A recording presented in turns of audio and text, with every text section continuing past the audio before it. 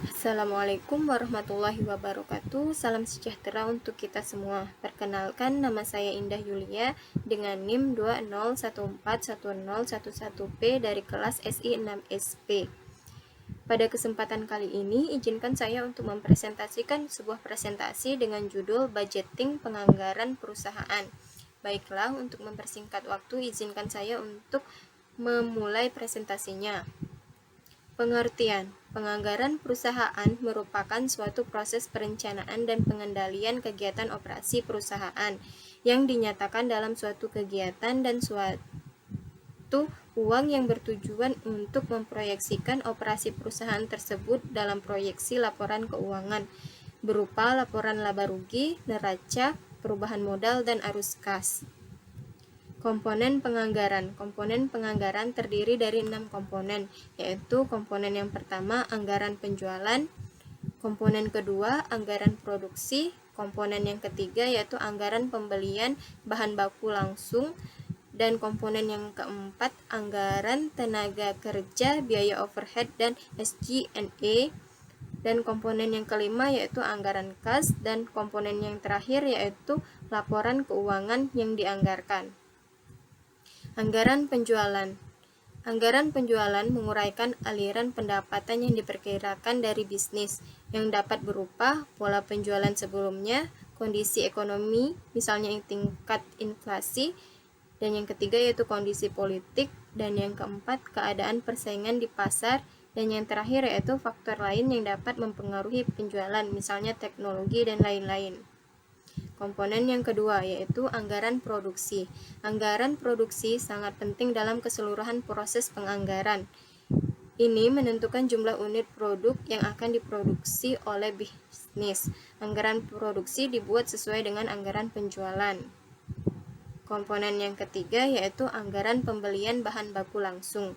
Bahan baku langsung seperti namanya adalah bahan yang digunakan langsung dalam produksi barang. Anggaran terkait dengan bahan langsung menentukan jumlah dan biaya sumber daya ini akan diperlukan dalam kegiatan produksi.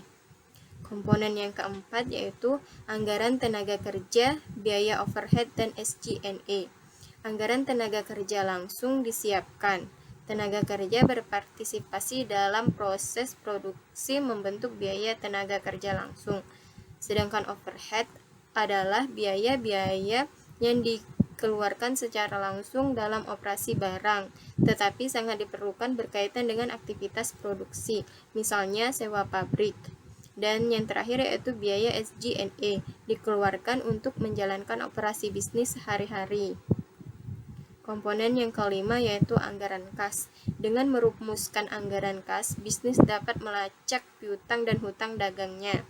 Untuk menghindari kekurangan kas, bisnis dapat mengatur rencana kreditnya terkait dengan piutang dagang dan hutang dagang.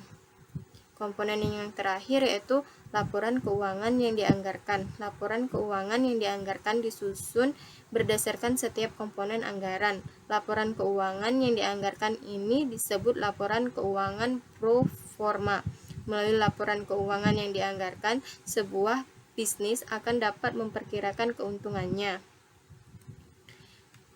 Estimasi penganggaran perusahaan terdiri dari 13, yaitu yang pertama, perbarui asumsi anggaran.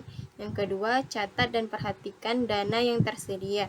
Yang ketiga, langkah poin penetapan biaya. Yang keempat, biaya paket anggaran. Yang kelima, dapatkan perkiraan pendapatan. Yang keenam, dapatkan anggaran departemen. Yang ketujuh, validasi kompensasi. Yang kedelapan, validasi paket bonus. Yang sembilan, dapatkan permintaan anggaran modal. Dan yang ke-10, perbarui anggaran. Dan yang ke-11, tinjau anggaran. Yang ke-12, dapatkan persetujuan. Dan yang terakhir yaitu keluarkan anggaran. Penganggaran perusahaan terdiri dari beberapa tips, yaitu yang pertama, luangkan waktu untuk melakukannya dengan benar. Dan yang kedua, terus berlatih. Dan yang ketiga, jangan menganggap perusahaan Anda tidak membutuhkan anggaran. Yang selanjutnya, yang keempat, jangan mencoba membuat penganggaran perusahaan yang terlalu terperinci. Dan yang kelima, lakukan pengorbanan bila perlu. Dan yang terakhir, tetapkan target laba dan arus kas. Kegunaan anggaran perusahaan. Kegunaan anggaran perusahaan terdiri dari 5 kegunaan, yaitu pertama, tercatat kesatuan rencana penganggaran korporasi bisa dimanfaatkan berupa metode agar memutuskan perencanaan korporasi serta agar melaksanakan kendali bagi aneka program korporasi keseluruhan. Kegunaan yang kedua, alat menyelenggarakan program korporasi. Penganggaran biaya bermanfaat sebagai alat untuk dipergunakan oleh pimpinan perusahaan atau pelaksana perusahaan.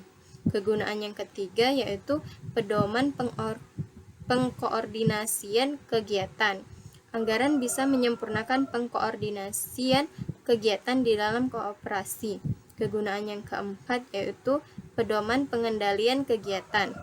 Penganggaran membutuhkan kesatuan tolak ukur, pencapaian, atau hasil yang dapat disejajarkan bersama aktualnya agar penyelenggaraan setiap program bisa diukur performanya. Dan kegunaan yang terakhir yaitu sebagai pedoman pengevaluasian program korporasi.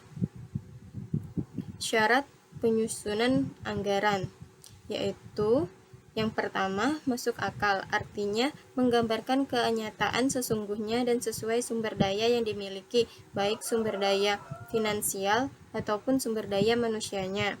Dan yang ketiga, lentur, yaitu memiliki kesempatan agar disetarakan berdasarkan situasi tidak menentu. Dan syarat yang ketiga yaitu continue, artinya membutuhkan perhatian terus-menerus dan tidak merupakan suatu usaha yang insidental. Faktor yang perlu dipertimbangkan dalam penganggaran terdiri dari 5 faktor. Yang pertama, wawasan perihal sasaran beserta norma kebijakan korporasi dengan peramalan perubahannya. Yang kedua, informasi lampau. Yang ketiga, ramalan keadaan situasi perekonomian. Yang keempat, ilmu perihal strategi, metode dengan perubahan perilaku industri sejenis. Dan yang terakhir yaitu riset bagi situasi korporasi. Kesimpulan, proses penganggaran perusahaan membantu membentuk laporan keuangan secara menyeluruh. Dengan mengembangkan laporan keuangan yang diperkirakan ini, sebuah bisnis dapat melacak margin keuntungannya. Demikian presentasi yang dapat saya lakukan. Apabila terjadi kesalahan, saya minta maaf. Saya akhiri, wabillahi taufiq wal hidayah. Wassalamualaikum warahmatullahi wabarakatuh.